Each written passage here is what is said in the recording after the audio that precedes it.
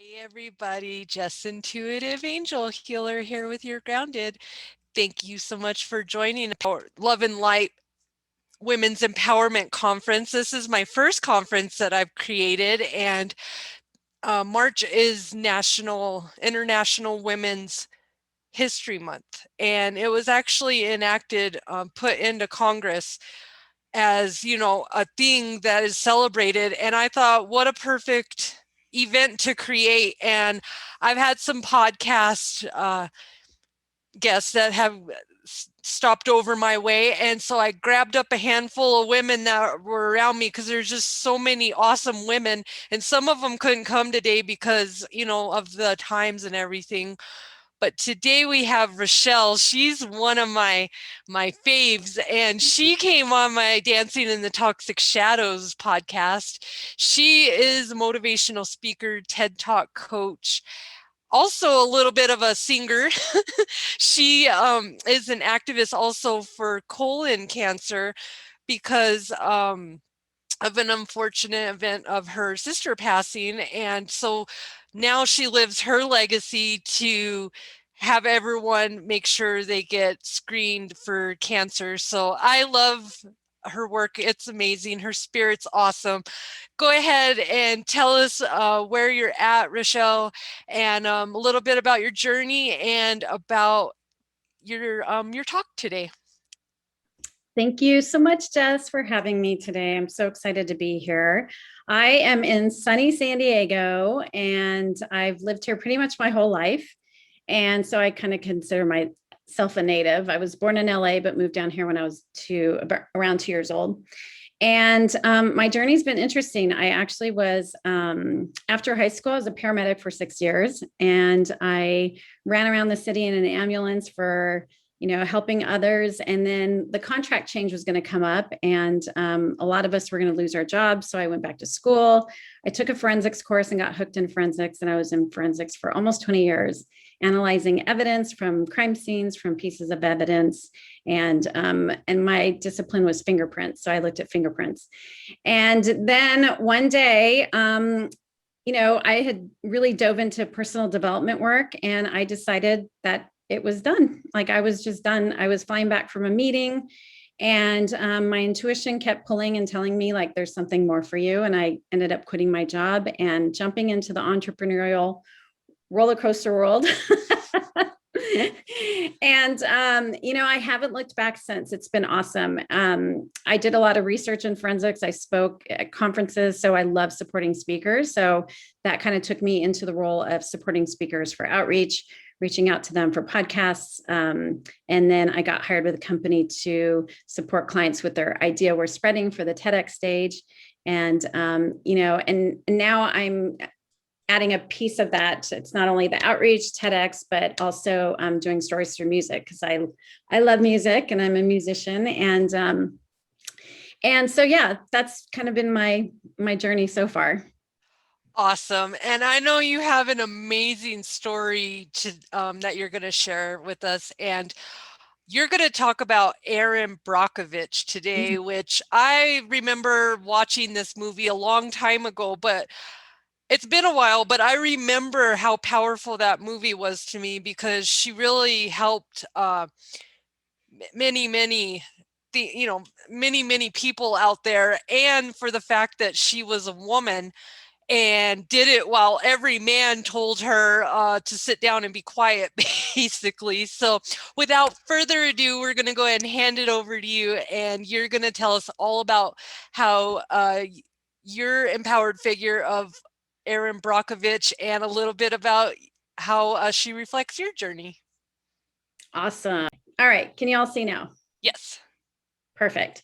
Okay, so just to tell you again a little bit about me, I'm a story strategist. I love helping clients amplify their voice, sharing their stories through podcasts, TEDx, and music. But another part of that too is me. I have a huge passion for, and this is why I picked this person, is I am an advocate as well. And I love advocating. And little did I know, and I was looking back, that like a lot of the roles that I've done have really, stemmed around advocating.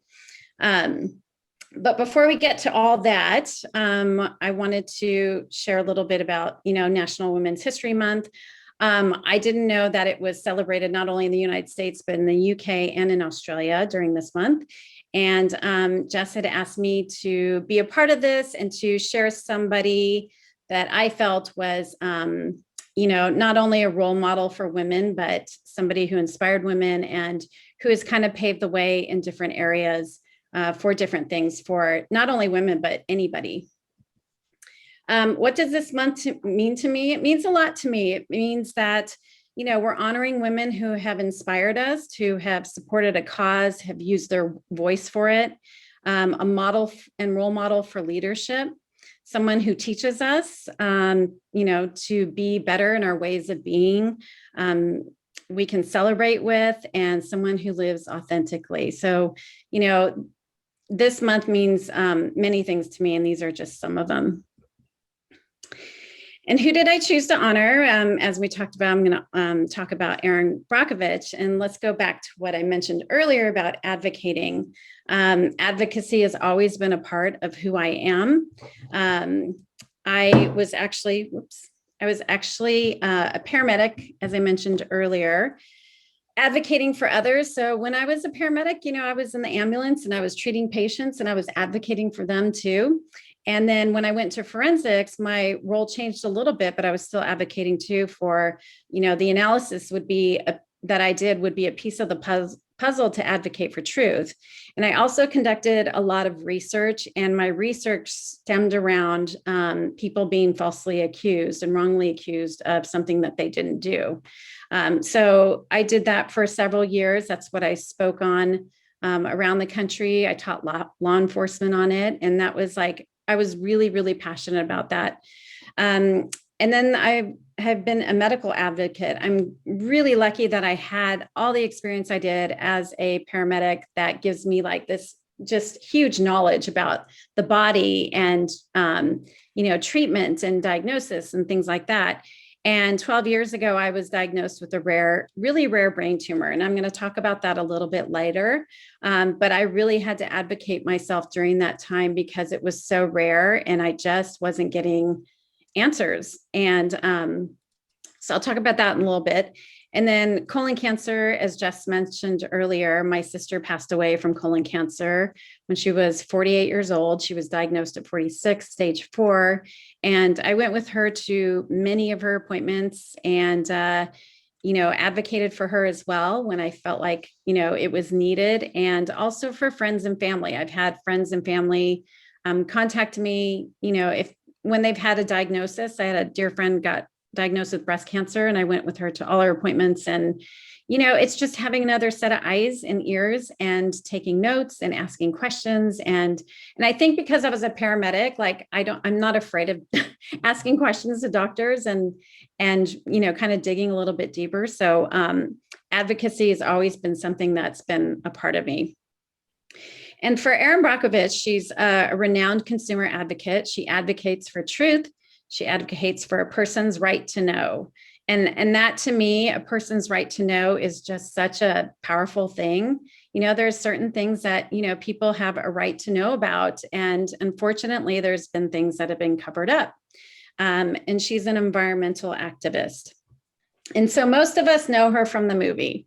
Julia Roberts played her. And this was done in 2000. 5 Academy Awards were nominated for this movie, and Julia Roberts won Best Actress for this movie. Erin Brockovich did play just a little tidbit cameo role in the movie. She was the waitress that Julia Roberts went to the restaurant with her kids and had, breakfast or something. And Erin Brockovich, the actual real one, was the waitress in that. The screen was actually written by Susanna Grant, who's an advocate for women's rights. I didn't know this. I was just doing some research and found this out. The text has feministic elements, hardships that women face in patriarchal corporate America, and how she prevailed through that. The movie ended up having and changing a little bit and having comedic and dramatic elements to it to make it more engaging for audiences with the serious depiction of women in corporate America. So, what did she do that made her an inspiration to many? Well, she did one really big thing. Not only was she an advocate and an activist, she was a seeker of truth and a person's right to know, but she just came across this real estate case that just didn't seem, it seemed odd to her. And she was working as a file clerk for Ed Masry. Ed Masry was this attorney that she worked for, and she came across a suspicious real estate case that had medical records, and she didn't understand why medical records were in there. So she started reading them, and that case opened the Pandora to other cases and families with chronic health issues in a particular area. And this is when she started to dig, and she started to dig a bit deeper and found out that this chemical, hexavalent chromium, had been used in the 1950s and 60s in a cooling tower system to fight corrosion. But what had happened because of that was that those chemicals actually spilled into ponds and into the water system. And she uncovered what was a massive groundwater contamination. And the groundwater had been contaminated since the 60s by PG&E, Pacific Gas and Electric. They knew about it and they covered it up. And all these people that were living in that area were consuming that water, and it was creating all these health illnesses. That's crazy. So she was on the quest for truth. Like, is this really going on? People weren't believing, all these people having illnesses. She actually got ill herself. She obtained documents. She collected samples of waters. You'll see in the movie, like she collected dead animals, like dead frogs. And she was taking all these things and interviewing all these families, getting experts together, and then having them review everything that she was finding. And she also had her own personal struggles. I read about her being dyslexic. She was a single mom with 3 children. She talked about how she didn't know how she was going to put food on the table. She was really struggling financially. She went against the norm. She was not also taken seriously. And if you've seen the movie, she dressed in really short skirts, provocative, some might consider provocative clothing. And she wasn't like highly educated. She didn't have a law degree. She didn't, she just had a quest for the truth, and she was really confident in finding out what the truth was. So, from the outside, people would look at her and say, they wouldn't take her seriously, but she knew what she was doing, and she got everything she needed to get done to, show and prove what she was finding. And in 1993, she helped over 600 residents file a class action lawsuit against Pacific Gas and Electric. And again, she didn't have an education in law, but what she had was a passion for the truth. And I really think what she displays and shows others is that you don't have to have everything that you think you might need to have in order to prove a point or make a point, or in order to, show something, especially some injustice that's been done. In 1996, after 3 years of litigation, PG&E settled the case for $333 million. And at that time, it was the largest direct action lawsuit in US history. So, this girl just happens to stumble on this case, sees something that's unusual, finds out that there's more things that don't really fit together, and there's something not right. And she said she trusted her gut. She just knew that there was something wrong, and she pursued it. And, kudos to her for, helping all these families who were really suffering. After the case was settled, she talked about the victory not being about the money, but that they were heard for what was right. Because again, there were, you have to think about going against a big company like, who am I to go against somebody, a company that's so large or has millions of dollars, or, who, you don't think it's maybe even possible, but she shows us that it is possible. How has she paved the way for women? To me, she's empowered single moms. I mean, she's a single mom of 3 kids, and she did all of this, while it was just her. And so she reminds me that, she empowers single mothers to me. I'm a single mom. So, to me, she's very inspiring. She reminds us that you don't need style and sophistication to be successful. I loved her style, and it was her style. And I loved that she was so authentically herself. She dressed however she wanted. She didn't care what people thought. She talked like a sailor, which is kind of a woman of my own heart. And she just did her thing. But, and she used her voice when for something that wasn't right. And I think she inspires us in that way to really, follow your intuition and gut when something's not right. And although the movie depicted all of that, and she had talked about in an interview that 98% of that movie was spot on right. Her character motivation was always the focal point. So regardless of the outside of her dresses or the way she talked, the focal point was her rooted passion and her quest for the truth. And I think the movie really depicted that well. So what's she doing now? She went on to become an environmental activist and continues to fight cases worldwide. She's president of Brockovich Research and Consulting. She's a media personality. She works as a consultant for other companies as well. She's written 2 books. I haven't read these, but I'm going to read them. Take It From Me, Life's a Struggle, But You Can Win, and Superman's Not Coming. And she's received several honors for her work, 2 honorary doctorates and 1 master's. So how did this inspire me with my brain tumor advocacy? Well, I was diagnosed in 2008 with a very rare brain tumor.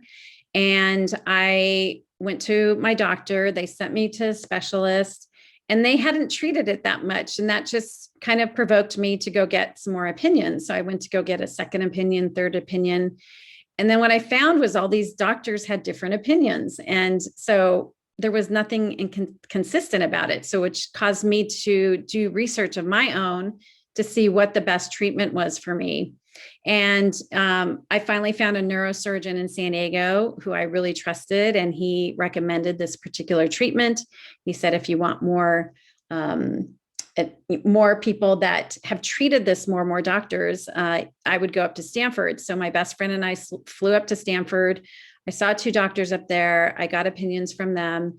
On my way back, I knew what treatment I needed. My neurosurgeon submitted it to my insurance company, and they denied it. And, I was really devastated because I was like, what do I do?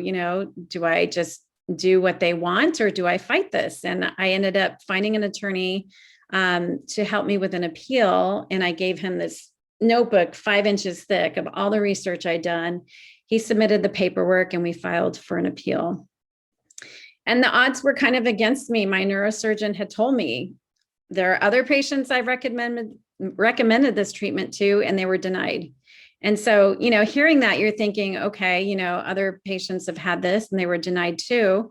And then I was appealing with a major healthcare organization, again, just like Erin Brockovich, PG&E, with lots of lawyers, money, resources at their disposal. And I can't afford tons of litigation fees. And actually my attorney was so sweet. He took my case pro bono and didn't charge me a thing. And time was not on my side. My tumor was growing at a rapid pace. And I remember when I flew back from Stanford, the Stanford doctors were like, you need treatment now. And so time wasn't on my side as well. But on December 31st, 2009, I got a call from the state telling me that I won my appeal. And they said, you've won your appeal and you can get treatment within a few weeks. And it was literally within 2 to 3 weeks, I had my first treatment done. So my main takeaway with Erin is that all you need is a deep desire and passion for something to just go for it. I knew my brain tumor, the modalities and treatments for mine were different. And I knew the one I needed because of all the research I'd done, because of all the experts I saw, because all the things, I really just was seeking the truth. Like, what is the truth for me in my treatment, and what was the best thing for me? And I knew that in my heart. And that's why I kept going and kept pursuing it. This is one of my favorite quotes from her. If you follow your heart, if you listen to your gut, and if you extend your hand to help another, not for any agenda, but for the sake of humanity, you are going to find the truth. So that's my presentation I for love it. Erin. And, I mean, the more I learned about her, the more I was like, wow, she's just done so many amazing things and she continues to help people globally. I mean, I think she's doing some stuff in Australia. They're having some real big water issues in some areas. And, um, again, with her, it really inspired me like to just keep seeking the truth of what I needed personally for myself, and that you can, you keep pushing and going and going, you can prevail. I love your presentation. I think that's awesome that you picked her up. Now, that is pretty cool because we were talking about this earlier.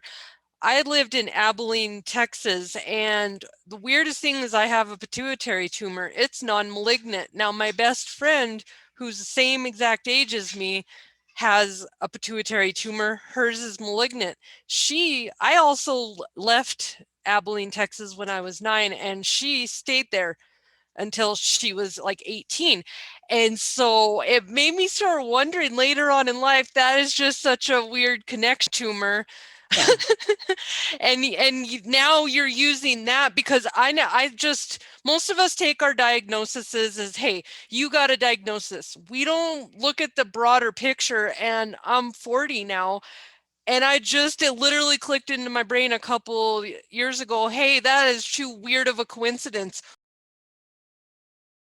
A little bit about, I know you have a video that you are sharing around and Yeah. Yeah. So I would say, if you're going to advocate on something, it's really doing a lot of research to stand behind like what your belief is, or what, if it's going against something, then you have to have some proof that shows that perhaps that's just not the right way. So for my brain tumor, it was really showing case studies with different people and why that treatment was better than the other treatment. So, it was a lot of research. And I remember my attorney said, I didn't do anything. He goes, you did all the research. I just did the legal work. And so it was, really getting like Erin did. She got these dead frogs and she got water samples, and then she found the experts to evaluate that to see what was going on. So it's getting a lot of your, your whatever mission or cause it is getting that information that you need to show. And because anybody could say anything, but you really need that proof and those studies or the research or documentation or interviews or whatever it is to show that there's an issue or a problem. And then with my advocacy, I was talking earlier, I love music, and with my sister, initially when she was diagnosed, her symptoms were ignored because of her age. She was 46 years old. And then finally, when she got a colonoscopy done, they said, you have cancer. And then when they opened her up to see how bad it was, she had stage 4 cancer. So now I actually wrote a song about her the day after she died. It was my interpretation of her cancer journey. And during the pandemic last year, I knew I wanted to do something to bring awareness to colon cancer and screenings, because colonoscopies do save lives. I created a lyric video, and I'm using her story, and colon cancer facts and statistics to advocate for awareness, because people put off their colonoscopies. They don't want to get it done. They don't have symptoms, but what they don't know is that colon cancer in the early stages, you typically don't have symptoms. So, and catching it in the early stages is key. So, what I'm adding to my programs is advocating through music, because I think it's so powerful. And, music is powerful in its own way. And then advocating in that way can really help people look at things differently. So, I've been advocating to colon cancer groups, and I've had like an incredible response from it, sharing my sister's story, putting a person to why screenings are so important. Awesome. And you have a few questions here in the comments section if you'd like to Okay. address. Have you thought about starting a foundation? Hi, Genesis. A foundation to help others who may be dealing with something similar. I'm actually getting involved with a group in San Diego. I'm not sure if I can share the name yet because it's kind of like in the infancy stages, but it's all advocates, and it's people like me who were diagnosed with something who had to advocate for themselves. And there's probably about 10 to 15 people in it, doctors, people like me who all had some sort of a diagnosis. And what the group's focus is to create some sort of guidelines or something for people to use so that if they have a diagnosis, they can like have something to go by to advocate for themselves if they need to. So we're kind of putting together things that will help other people advocate for themselves if they don't know how. That's awesome. Thank you so much, Rachelle. I guess because I could resonate where you were coming from, because my little sister had lupus. And so that's a disease that's not curable. And she passed in 2015, but she was really doing the advocacy to advocate for other people who had lupus and just share her journey, because not a lot of people speak about certain things because, you know, some people are private. So the fact that you were speaking out on your sister's behalf with her colon cancer and spreading the awareness for people to go get checked out and have those procedures, as well as your personal testimonies of what you went through with your health journey, is just incredible. Thank you. I'm sorry about your sister. Thank you. Sorry to hear about your sister as well. It's never easy losing a loved one. No, it's not at all. Yeah. And, you know, I think part of me sharing her story and bringing awareness just helps me to heal and carry on her legacy. And, you know, it's really important to me to share that now. And, you know, Colon Cancer Awareness Month is March. So we've been doing a lot of advocating this month. Wear blue, get screened. And it's been healing for me to be part of that. That's good. And how long ago did she pass again? In 2018. 2000. Oh, so very recent. Yeah. Yeah.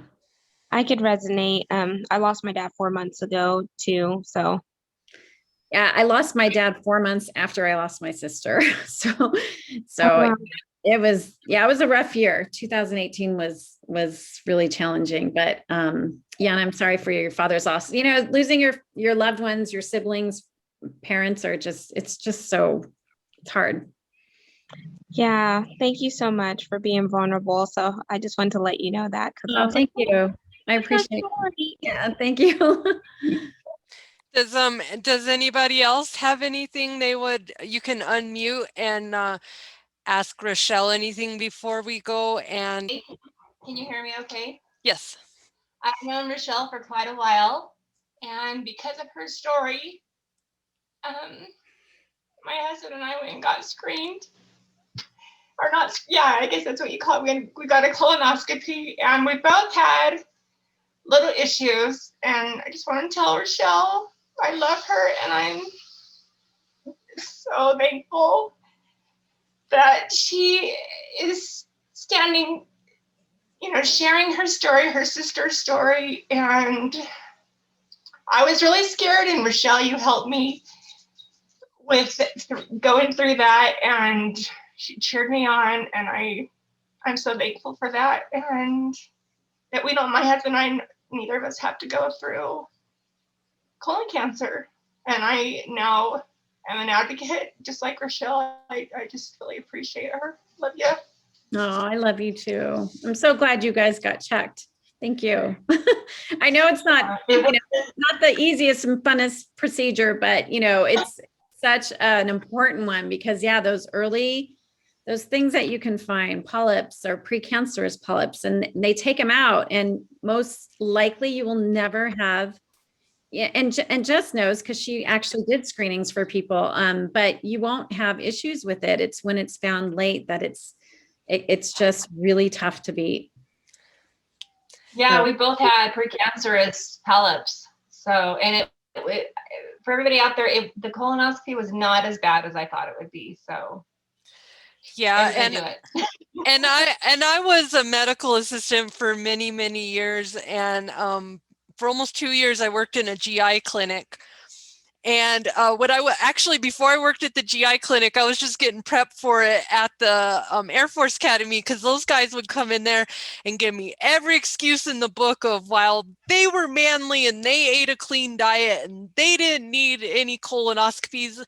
And so finally I was taught, because believe it or not, nurses back here, we pull our hair out. We're like, could you just listen to me? I promise I'm not doing anything that I wouldn't do myself. It's not fun, but what finally got me to get people listening is I told them Farrah Fawcett. I was like, all right, everybody knows about Farrah Fawcett because that was the most publicized event ever, and she is living proof. She did not get screened. She did not. Okay, so all of a sudden, this is what happens. My mom was fighting me about getting her screened, and I was like, I'm your daughter. I'm not going to steer you the wrong way, I promise. But she did go get screened, and you know what happens is in your bodies, you get older and you develop these polyps. Now, these polyps are like, you can have little masses and they're not going to be cancerous.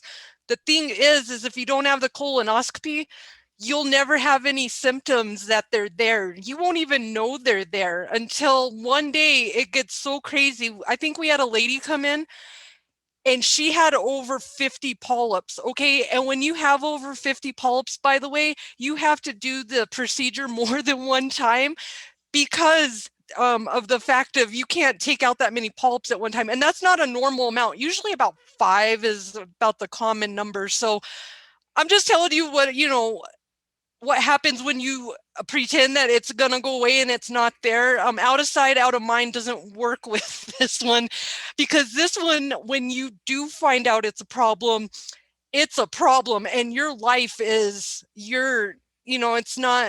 but it's so easy to take care of by getting those.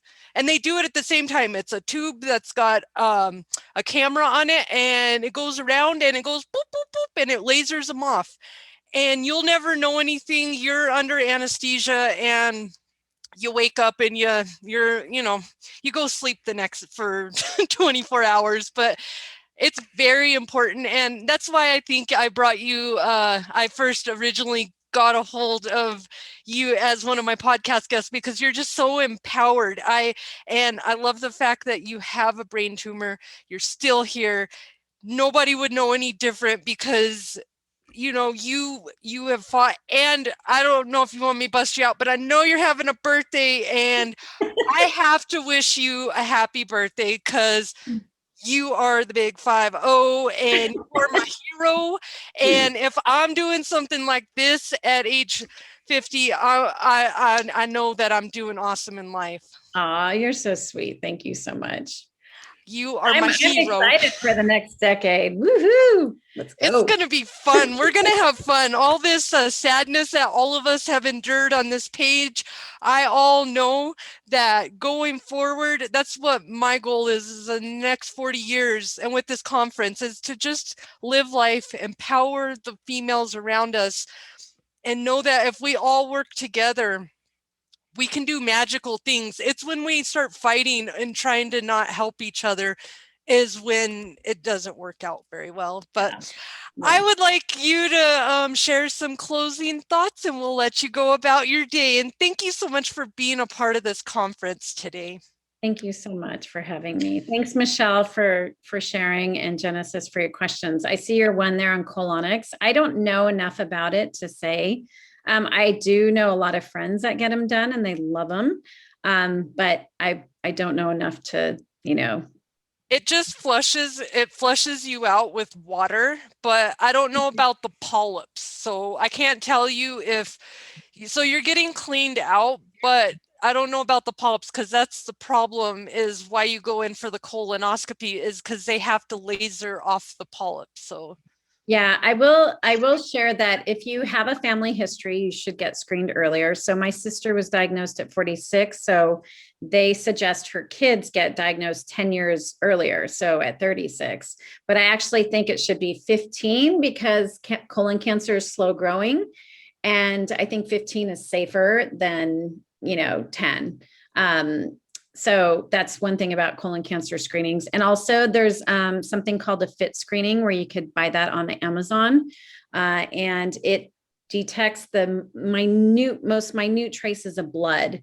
So you can actually do a screening at home, but it doesn't do like what the colonoscopy does, where it sees the polyps and stuff like that. It only traces blood, which could be hemorrhoids, but at least it's something to start, with your doctor to do other tests, especially if your doctor maybe isn't listening to you, or you have a family history and you just want to get checked.